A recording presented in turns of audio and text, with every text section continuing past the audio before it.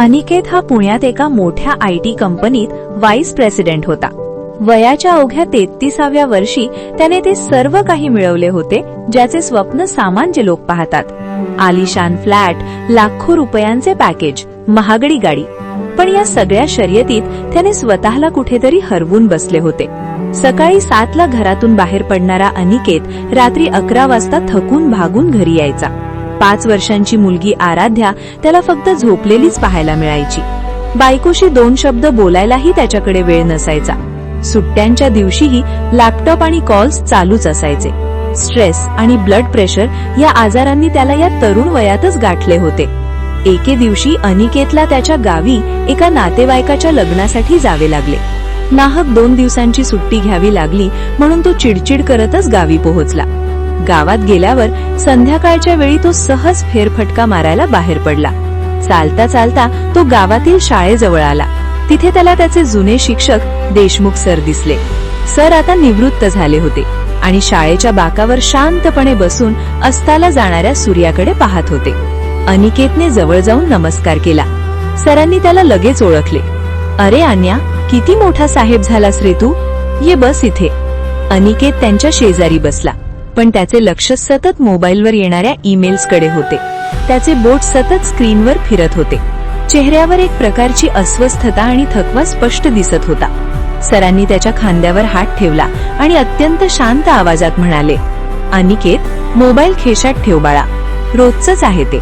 आज आपण बाकी काही नको, फक्त आयुष्यावरती बोलू काही. सरांच्या त्या प्रेमळ स्पर्शाने आणि शब्दांनी अनिकेतने नकळत मोबाईल खिशात ठेवला. त्याने एक दीर्घ श्वास घेतला आणि म्हणाला, काय बोलू सर आयुष्यावर? आयुष्य म्हणजे नुसती धावपळ आणि एक न संपणारी शर्यत झाली आहे. कितीही पळालं तरी वाटतंय आपण मागेच आहोत. खूप पैसा कमवतोय, पण रात्रीची शांत झोप कुठेतरी हरवली आहे. सर हसले. त्यांच्या चेहऱ्यावर एक अथांग शांतता होती. त्यांनी अनिकेतच्या हातातील घड्याळाकडे बोट दाखवले आणि विचारले, अनिकेत, हे घड्याळ कितीचं आहे रे? अनिकेतने अभिमानाने सांगितले, सर, हे ब्रँडेड घड्याळ आहे, 2 लाखांचं आहे. सरांनी आपल्या मनगटावरचे जुने साधी घड्याळ दाखवले आणि म्हणाले, माझं घड्याळ फक्त 500 रुपयांचं आहे. पण अनिकेत, मला सांग, तुझ्या 2 लाखांच्या घड्याळात दिवसाचे 25 तास दिसतात का रे? नाही ना? वेळ तेच दाखवतं जे माझं 500 रुपयांचं घड्याळ दाखवतं. फरक फक्त एवढाच आहे की तू तुझ्या घड्याळातील वेळेच्या मागे पळत आहेस आणि मी माझ्या घड्याळातील वेळेसोबत चालत आहे. अनिकेत सुन्न होऊन ऐकत होता. सर पुढे म्हणाले, बाळा, आपण सगळे सुखी आयुष्य कसं जगायचं याची तयारी करण्यातच अख्खं आयुष्य संपवून टाकत आहोत. आपल्याला वाटतं की प्रमोशन मिळालं की मी जगेन, नवीन घर घेतलं की मी सुखाने जगेन, बँकेत 1 कोटी बॅलन्स झाला की मी जगेन. पण या उद्याच्या तयारीमध्ये आपण आपला आज जगायचाच विसरून गेलो आहोत. अनिकेत, आठव तुझे बालपणीचे दिवस? याच शाळेच्या मैदानात पावसात भिजताना जो आनंद तुला मिळायचा, तो आनंद आज AC केबिन मधून पडणारा पाऊस बघताना मिळतो का? पैसा खूप महत्वाचा आहे रे, पण तो आयुष्यापेक्षा मोठा नाही. तुझ्या कुटुंबासाठी हे सगळं करत आहेस, त्या कुटुंबाला तुझा पैसा नको आहे, त्यांना तू हवा आहेस.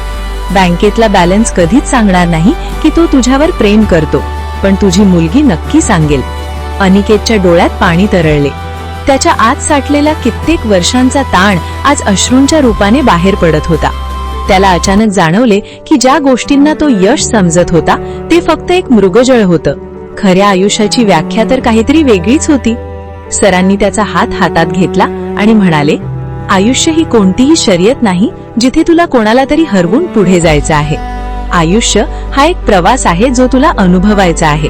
रोज सकाळी उठल्यावर स्वतःला एक प्रश्न विचार की मी आज खरोखरच जगतोय की फक्त जिवंत असल्याचं ओझं वाहतोय.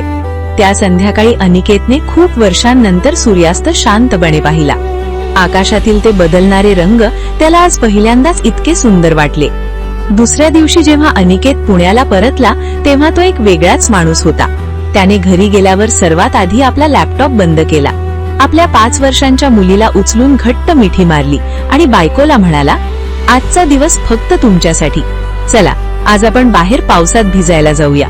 त्याच्या बायकोच्या चेहऱ्यावरचा तो आनंद पाहून अनिकेतला जाणवले की खऱ्या आयुष्याची सुरुवात तर आज झाली आहे. आयुष्य हे जगण्यासाठी दिलं आहे, नुसत्या गोष्टी गोळा करण्यासाठी नाही. आपण भविष्याच्या चिंतेत आणि पैशांच्या मागे धावण्यात आपला आज इतका विसरून जातो की जेव्हा मागे वळून पाहतो तेव्हा आपल्याकडे सर्व काही असते, फक्त ते उपभोगण्यासाठी वेळ आणि माणसं उरलेली नसतात. त्यामुळे पैशांसोबतच क्षण कमवायला शिका, कारण आयुष्य खूप लहान आहे. ते उद्यावर ढकलू नका. आज जगा, आत्ता जगा.